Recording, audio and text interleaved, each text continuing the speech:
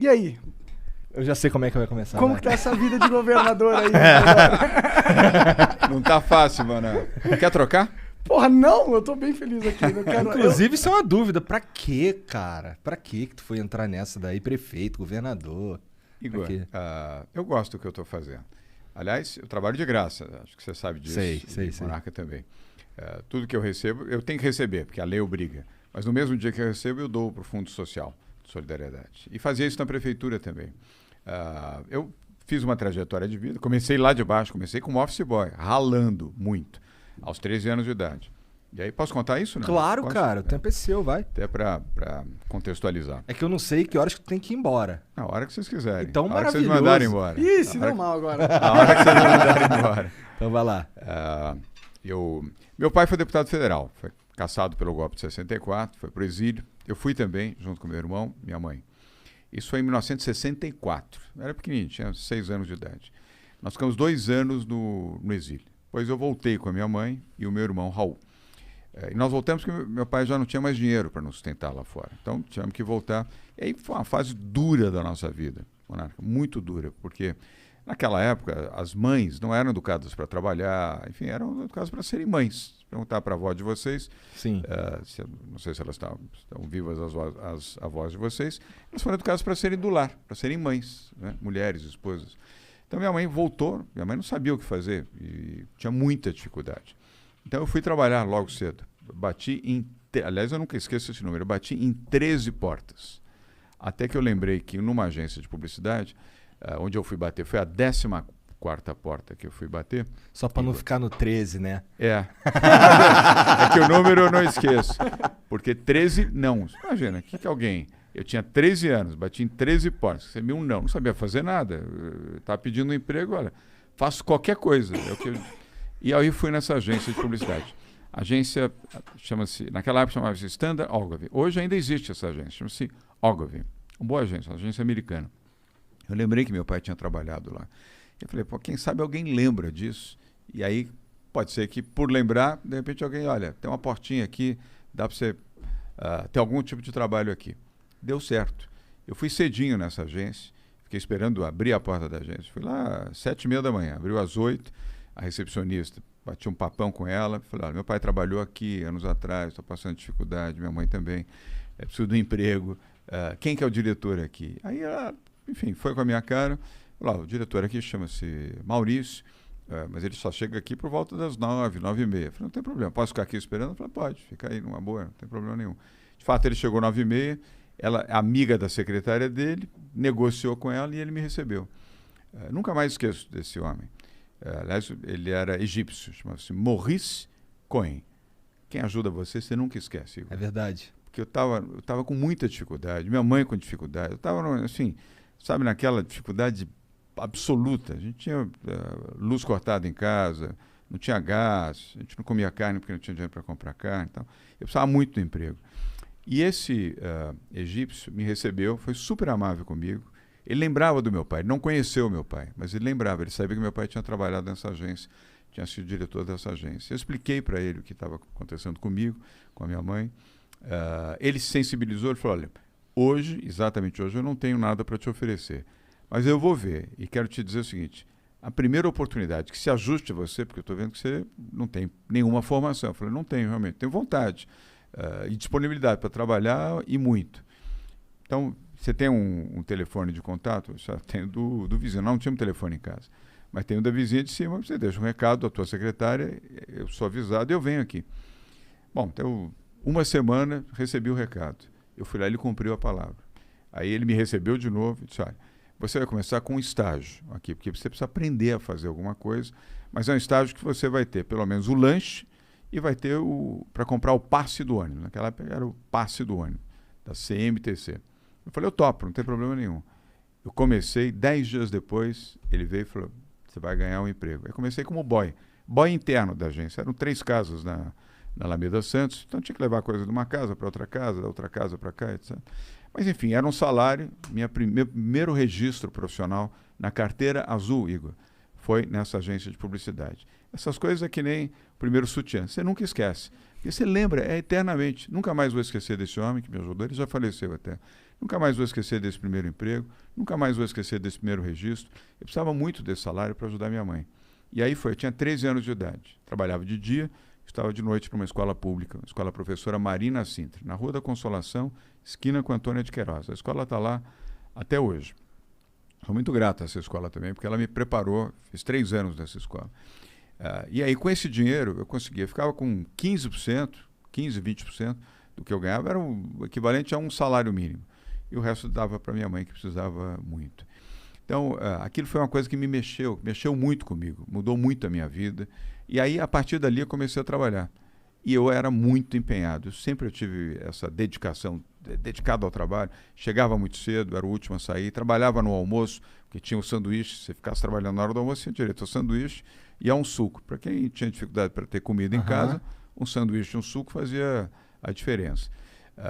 E aí aos poucos, eu fui melhorando, aí ganhei uma posição na própria agência, aí melhorou o salário mais um pouquinho, aí ganhei tempos depois, meses depois, uma outra posição, melhorou um pouquinho mais o meu salário, deixei de ser boy, passei a ser assistente de rádio e TV, aí já o salário já era um pouquinho melhor, e aí foi assim que eu comecei a minha vida. Aí depois fui trabalhar na TV Tupi, você nem lembra da Tupi, né? Não, mas eu ouvi falar pra caramba. Que foi uma emissora de televisão que existiu, foi uma emissora líder, antes da Globo foi a Tupi. Eu trabalhei lá. Chacrinha. Isso, a Chacrinha trabalhou lá, exatamente. E o programa de Silvio Santos começou na Tupi. Aos domingos. Eu não sabia. O programa de Silvio Santos era aos domingos. O domingo era do Silvio Santos na rede Tupi de televisão. Chacrinha, novelas importantes. Muito tempo depois que veio a Aí tu já estava uns 20 anos, talvez? Não, antes. Eu comecei com 13, eu fui para Tupi com 17. 17 anos. Cara, você começou bem novo a trabalhar, né? 13 anos. Muito, né? comecei com 13. Sim. Eu fui para Tupi 16 para 17 anos. Né? E aí na Tupi também consegui uma boa posição, o salário melhorou, aí fui para a área comercial. Aí comecei a ganhar dinheiro na área comercial, Igor e Monarca. Por quê? Tinha comissão sobre o que se vendia. E aí comecei a poder ajudar um pouco mais minha mãe. O dinheirinho já era um pouco melhor. Eu adorava trabalhar na Tu Tupi. ficou bom nisso?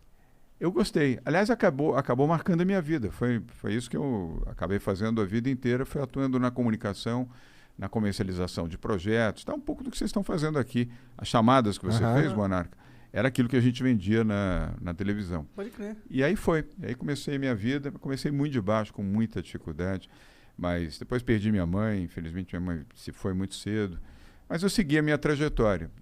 E aí, tempos depois, que eu consegui formar, vamos dizer, um pouco de patrimônio, melhorei minha vida, e aí, muito tempo depois, tomei a decisão de vir para a vida pública. Eu gosto da política. Lembrei do meu pai já é falecido, minha mãe também.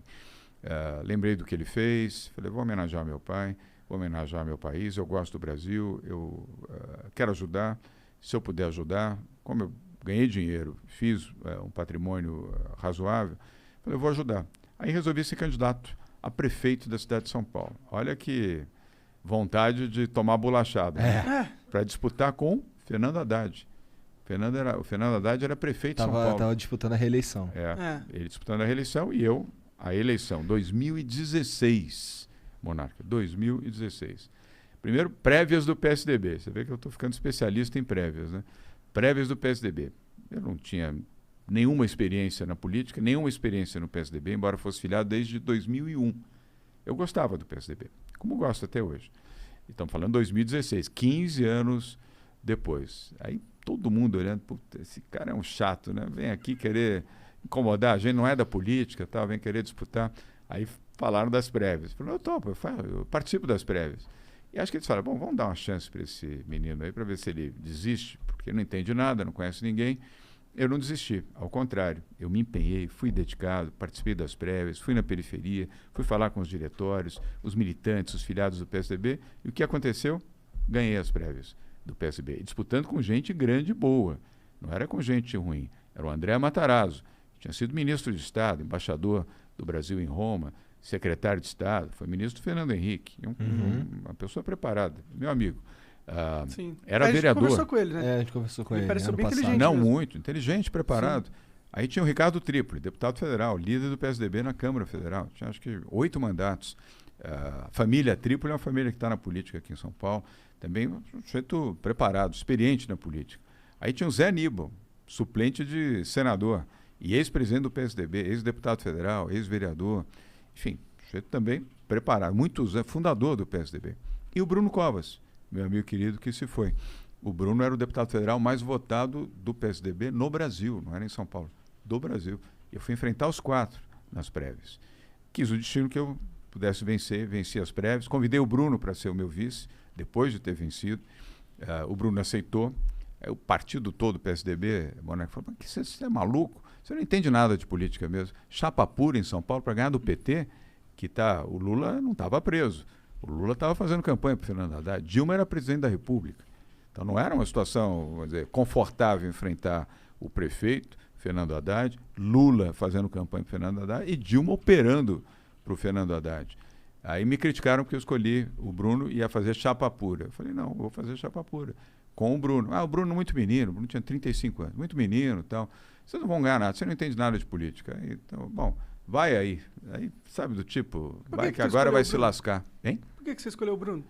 Porque eu gostava muito do Bruno. Eu trabalhei com trabalhei com o avô do Bruno, o Mário Covas. Eu fui secretário do Mário Covas. Aí que eu contei uma parte da história, quis encurtar um pouquinho, e eu adorava o Mário Covas, falecido avô do Bruno Covas. E eu conheci o Bruno menininho, cabeludão e tal.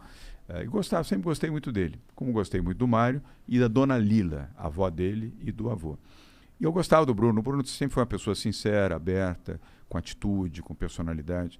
E aí convidei o Bruno. E ganhamos as eleições em primeiro turno. Isso é muito louco. Igor, devia ter uma... primeira pesquisa feita pelo Ibope, lembra? O Ibope não existe mais, naquela época existia. Sabe quanto eu tive na primeira pesquisa? 8 meses antes da eleição. 8 meses antes da eleição. 1%. Quase nada. Eu lembro disso. 1%. Totalmente desanimador, né? Putz, o cara com 1%. O primeiro era o Celso Russomano, tinha 28%. O segundo era a Marta Suplicy, com 24%. O terceiro era o Fernando Haddad, com 17%. Depois ainda tinha Luiz Erundina, acho que tinha 12%. Depois tinha o falecido Major Olímpio, que era deputado, tinha 6%. E eu estava lá embaixo, na rabeira, com 1%. Nada mais animador, né? Não, eu falei 28, não. 38 tinha o Russomano. 38 pontos tinha o Russomano. O Haddad realmente não foi bem aceito pela população de São Paulo, né? Porque ele era o prefeito, atuante e estava com 17% isso quer na dizer reeleição, né? Quer dizer que não foi aprovado. Né? Isso de 2016 já tinha um sentimento anti-PT grande. Acho que tava borbulhando, né? Começando esse movimento anti-PT. Mas, de toda maneira, Dilma era presidente, era PT. Sim. Lula estava solto, estava, enfim, fazendo campanha, não tinha sido preso. E o Fernando Haddad, enfim, era o prefeito da cidade. Então, você vê que o que faz a diferença é trabalho, dedicação, perseverança, confiança e montar um bom grupo. Foi o que eu fiz com o Bruno Covas. E depois, a partir daí, fizemos uma boa campanha na periferia de São Paulo e ganhamos a eleição. Primeira vez que um candidato ganha eleição em primeiro turno. Em São Paulo? Primeira vez. Sério? Nunca. Na história? Na história. Caralho. Foi só essa vez, com 53. Saímos de 1 e fomos para 53. Que é muito maluco, né? A que tu atribui essa virada fenomenal, assim? Trabalho, dedicação e verdade. Não dá dica nenhuma, pô. Como que Não, e eu fui ali também o anti-PT. Naquele momento, eu fui o anti-PT, porque eu não era da política. Assim? Não, concretamente não. E eu me posicionei, como me posiciono até hoje. Eu não quero ser desrespeitoso com ninguém. Mas a minha posição continua sendo uma posição anti-PT. Mas eu não quero com isso também ser grosseiro com ninguém, nem condenar ninguém que, enfim, goste do PT ou que tenha preferência pelo PT. Mas naquela circunstância era a minha posição, continua sendo até hoje, também daqui com toda a liberdade e toda a sinceridade. Depois, em 2018, o PSDB precisava de um candidato para disputar o governo, porque não queriam entregar para o Márcio Cuba, o Márcio França, que era do PSB, Partido Socialista Brasileiro. E quem é que tem chance aí para ganhar do Márcio França? Aí, Márcio Cuba. Márcio Cuba. O João Dória. Putz, mas eu sou prefeito, eu não estou com vontade de sair, não. Se não for você, o PSDB vai perder a eleição. Depois de 30 anos ou 28 anos como governo, vai perder o governo para um partido de esquerda, para o PSB, Partido Socialista Brasileiro. Putz, pensei, aí tá bom. Vou lá, tive que renunciar à prefeitura. Não é fácil renunciar um mandato. Eu tive mais de 3 milhões de votos. E a população deve ter ficado meio puta, né? Claro que ficou, e com razão. Você foi eleito para aquilo, depois você teve que renunciar para poder defender o governo. Mas eu entendi que eu fazia aquilo, eu ia criar uma enorme frustração dentro do PSDB. E eu sou corajoso. Aí eu topei, falei, tá bom, vamos lá. Aí fui disputar outra prévia. Prévia, mesmo tendo sido prefeito, fui disputar prévias. Aí mais 3 outros candidatos bons também disputando as prévias em 2018. O resultado, ganhei as prévias, depois ganhei a eleição para o governo de São Paulo. Então O Márcio França realmente chegou perto de ganhar? Ele foi competitivo, foi competitivo, foi para o segundo turno, sim. Entendi. No primeiro turno tinha 13 candidatos, tinha o Paulo Scaff, tinham muitos candidatos. O Celso Russomano de novo disputou, aliás começou liderando, depois caiu. Tinham vários candidatos disputando. E ele foi para o segundo turno, foi um candidato competitivo. Deu trabalho, mas nós ganhamos. Agora você viu, disputei 2 eleições em 3 anos e venci as 2 eleições. Eu estou com 4 anos e meio de vida pública. Eu adoro o que eu estou fazendo, gosto de ajudar as pessoas, gosto de ajudar principalmente quem mais precisa. Como eu vivi essa experiência do outro lado, sem dinheiro, com dificuldade, sem dinheiro para pagar a luz, minha mãe chorava toda noite. Enfim, essas coisas que você não esquece, a dificuldade que você não esquece. Mas ao invés de ficar revoltado, eu transformei tudo isso em aprendizado, Igor.